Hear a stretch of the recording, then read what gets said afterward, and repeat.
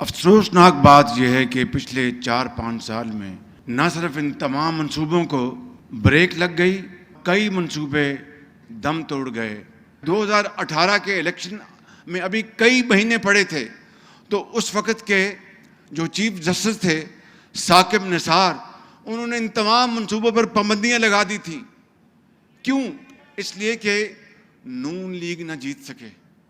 ان 4 سالوں میں سڑکیں برباد ہو گئیں، صفائی برباد ہو گئی، صفائی کا نظام ختم ہو گیا۔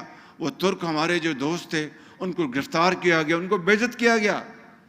یہ ہے جو تباہی پچھلے 4-5 سال میں اس ملک کے اندر، اس صوبے کے اندر اور اس شہر میں برپا کی گئی۔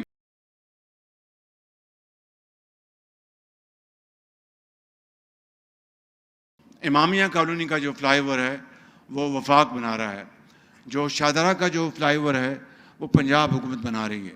ہم دونوں مل کر ایک دوسرے سے بھرپور تعاون کر رہے ہیں اور انشاءاللہ یہ منصوبے جو کہ کئی سالوں سے تاخیر کا شکار ہوئے ان کو انشاءاللہ جلد سے جلد مکمل کریں گے۔ امامیہ کالونی کا جو فلائی اوور ہے اس کو 18 ماہ لکھا تھا کہ مکمل ہونے میں، میں سمجھتا ہوں کہ ان کو 3 مہینوں میں یہ مکمل کرنا ہوگا۔